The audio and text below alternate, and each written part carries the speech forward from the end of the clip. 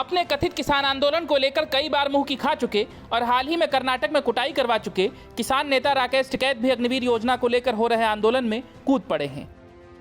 हरिद्वार में किसान महाकुंभ के दूसरे दिन भारतीय किसान यूनियन के राष्ट्रीय प्रवक्ता राकेश टिकैत ने कहा कि अग्निपथ योजना का वो पहले ही कड़ा विरोध कर चुके हैं।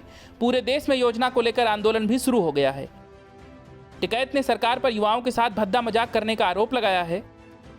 उन्होंने केंद्र सरकार की अग्निपथ योजना को लेकर मचे बवाल के बीच आक्रोश रैली भी निकाली, जिसमें उनके साथ पैदल मार्च में किसानों के साथ ही भारी संख्या में भारतीय किसान यूनियन के कार्यकर्ता और नेता भी शामिल रहे।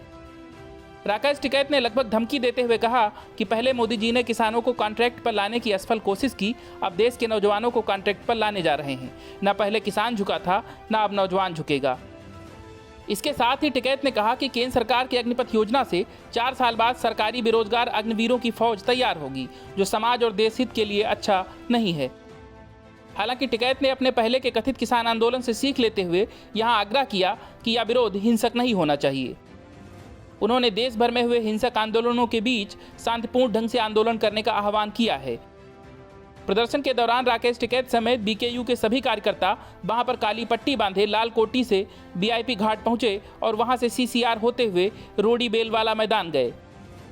किसान नेताओं का कहना था कि या तो केंद्र सरकार इस योजना को वापस ले या फिर इस पर स्पष्टीकरण दे।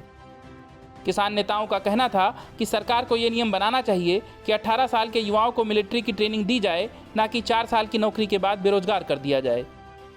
वहीं राकेश टिकैत ने कहा है कि 30 जून को भारतीय किसान यूनियन देश भर के राज्यों के जिला मुख्यालयों के बाहर प्रदर्शन करेगी।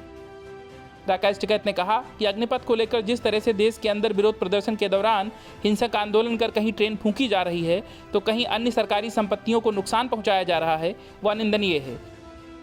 वह किसी तरह से राष्ट्रहित में नहीं है, जबकि धरना प्रदर्शन के जरिए भी अपनी बात सरकार तक पहुंचाई जा सकती है।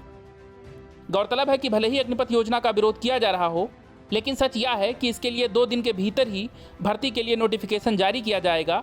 सेनाध्यक्ष मनोज पांडे ने ऐलान किया था कि जल्द ही इसके लिए रजिस्ट्रेशन की प्रक्रिया शुरू की जाएगी। Bureau news of India.